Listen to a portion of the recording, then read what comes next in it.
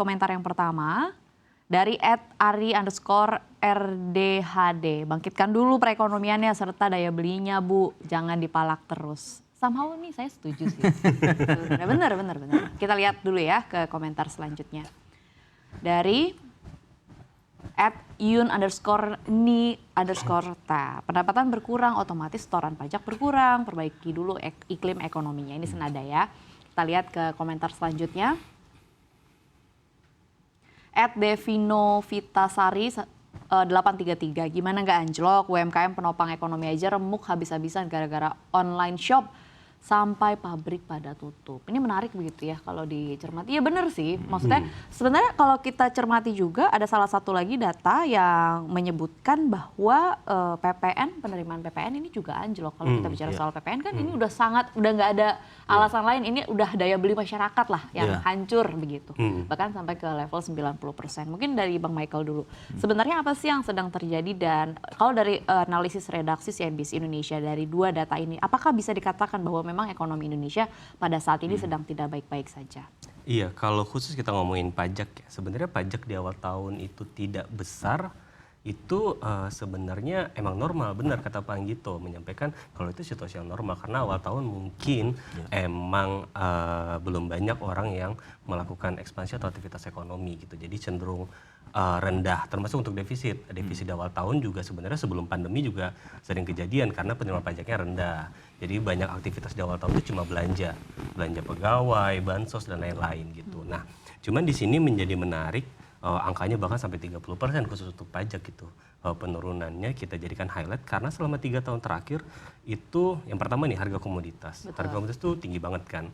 Jadi tinggi terus sekalinya turun sekarang baru kerasa nih dan tercermin dalam penerimaan pajak. Berarti bisa dikatakan kita bergantung terhadap kenaikan harga komoditas itu. Oh sangat pasti. Pajak, PNBP. Dan ini lagi jadi bumerang. Nah dan ini bukan bumerang lah. Kita udah mengakhiri pestanya lah. Kalau kemarin kita dapat untung banyak, sekarang harganya turun ya udah kita kembali ke normal aja gitu. Kembali ke situasi normal gitu. Terus yang kedua, kembali soal komoditas CPO itu masih oke. Data penerimaan CPO masih oke karena harganya masih bagus gitu. Terus mengenai PPN emang turun, iya memang dalam negeri situasi daya belinya memang tidak sebagus sebelumnya gitu. Itu sudah juga tercermin dari angka dari Mandiri Spending Index, indeks keyakinan konsumen, data LPS mengenai tabungan. Kita ketahui banyak orang yang sudah tidak mendapatkan income lebih lagi, akhirnya mereka harus menguras tabungan untuk mencukupi kehidupan sehari-hari mereka gitu. Dan kemudian di sisi lain memang yang disampaikan Pak Iqbal tadi benar. Kalau ada permasalahan yang namanya Cortex gitu. Kita tahu dari Januari sampai sekarang bahkan itu orang masih kesulitan untuk mengakses, melaporkan ataupun membayar pajak gitu. Nah itu pasti sangat mempengaruhi gitu. Karena ini udah niatan baik nih gitu. Saya punya income lebih, saya bayar pajak, cuman sistemnya nggak akomodatif gitu. Harusnya sebenarnya kalau kita lihat dari semua permasalahan ini kan udah terlihat jelas ya. Pemerintah sebaiknya sih kalau menurut redaksi itu cukup menjelaskan apa yang ada gitu secara transparan gitu. Emang kita ada permasalahan di Cortex gitu, masih ada gangguan. Apakah kemarin pada saat konferensi pers itu tidak dijelaskan karena cuma disampaikan ini penurunan harga komoditas dan administrasi. Dan dari global gitu. Jadi apakah itu salah? Ya nggak salah gitu. Cuman tidak dijelaskan lebih lanjut gitu. Padahal publik kan cuma pengen tahu gitu. Realitanya gimana gitu. Akhirnya kan orang nebak-nebak yang walaupun itu udah mendekati benar gitu. Ya iyalah apalagi administrasi pajak kalau bukan Cortex gitu kan. Kan bukan hal-hal lain gitu. Jadi daripada orang menebak-nebak, berasumsi, belum lagi kita lihat banyak spekulan yang bicara aneh-aneh segala macam gitu. Jadi kan lebih baik sebenarnya pemerintah dalam hal ini Kementerian Keuangan itu menjelaskan secara lebih rinci. Oke, sebelum saya lanjut tanya ke Bang Iqbal, kita lihat dulu ya ke komentar selanjutnya karena nampaknya komentarnya berkaitan juga nih. Yaitu dari @Vincent_Rizal, bayar pajak sendiri, lapor SPT sendiri, perbaikan juga sendiri, petugas ya dapat bonus pas ya. Kita lihat di komentar selanjutnya. @Hanizaskia, nggak usah bayar pajak, toh ujung-ujungnya korupsi, mending simpan dan kencangkan sabuk kalian masing-masing sebab kalian sendiri di dunia ini dan jangan berharap ke pemerintah. Ini disclaimer kita harus tetap bayar pajak sebagai masyarakat yang baik, tapi ya kalau akhirnya netizen ada yang muncul komentar demikian ya tidak mengherankan begitu ya. Iya. Ini adalah gambaran dari krisis kredibilitas dari pemerintah. Gimana nih yang mengelola pajak seperti apa? Apalagi dengan berita yang akhirnya mencatatkan rapor jelek, rapor buruk, rapor negatif berkaitan dengan laporan APBN kita pada periode kali ini. Kita lihat lagi ya ke komentar selanjutnya. Dari @explore_with_Sandra, karena pajaknya dikorupsi termasuk dana Cortex 1,3 triliun lebih mahal dan aplikasi nggak jelas dibandingkan dengan ChatGPT yang lebih membantu. Pas nih, boleh Bang Iqbal memberikan tanggapan. Tadi kan dari Bang Michael sudah memberikan perspektif. Ya itu tadi, karena kalau saya pribadi ngobrol sama teman-teman memang kan Cortex ini kan sempat bermasalah dan periodenya cukup panjang.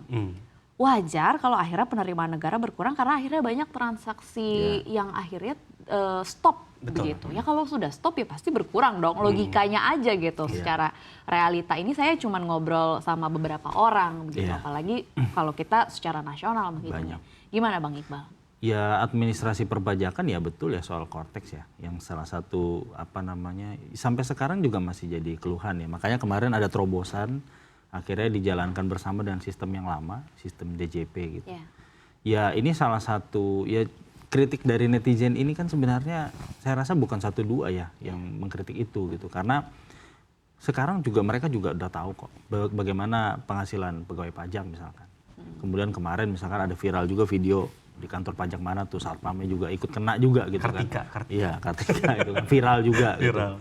Dan sebenarnya kenapa sih otoritas pajak itu digaji lebih tinggi, tunjangan lebih tinggi? Ya tujuannya kan biar mereka tidak korupsi gitu. Dan sejauh ini sih sebenarnya di era pemerintahan Presiden Pak Prabowo belum ada yang korupsi kan dari pegawai pajak itu. Jadi kalau mungkin netizen itu berkaca ke kasus yang dulu. Misalkan kasus Rafael Alun, kasus kemudian Angin Praitno, banyak lah itu ada beberapa. Sebenarnya nggak banyak, cuman karena yang korupsi di situ dan masyarakat merasa juga yang komentar tadi soal mengencangkan ikat pinggang itu kan sebenarnya tanda-tanda juga jangan-jangan orang juga malas gitu untuk kalau bisa nggak dipotong. Sebenarnya kita nggak bisa nggak bayar pajak sih, kita harus bayar pajak. Cuma lapornya ini loh. Ya itu pasti itu selalu jadi pembahasan apalagi udah bulan Maret gitu kan.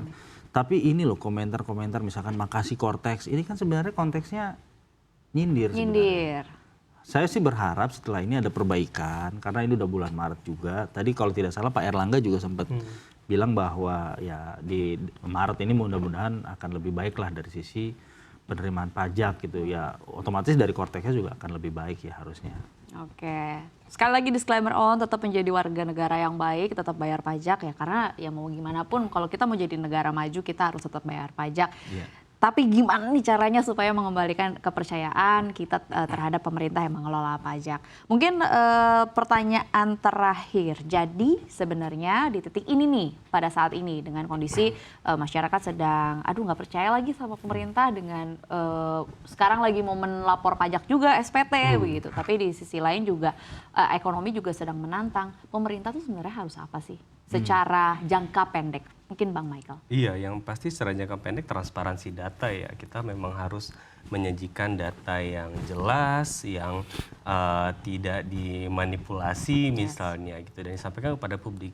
Dan berikan pemahaman dengan benar gitu. Jadi tidak memberikan penjelasan yang justru menyesatkan gitu. Jadi maka lebih baik yang pertama itu yang perlu disampaikan itu secara transparan gitu. Yang kedua, defisit masih rendah di bawah 1% gitu. Sementara kita sampai akhir tahun itu masih ada ruang sampai 2,5% gitu. Nah ini kan range-nya masih cukup panjang. Cuman kan kemarin karena ada kebijakan efisiensi, terus ada Cortex juga, PPN yang nggak jadi, dividen yang sekarang mau digeser ke dana antara kan banyak sebenarnya hal-hal yang bisa mempengaruhi fiskal. Nah ini tentunya harus disikapi dengan cermat supaya angka defisit tidak lebih dari 3%.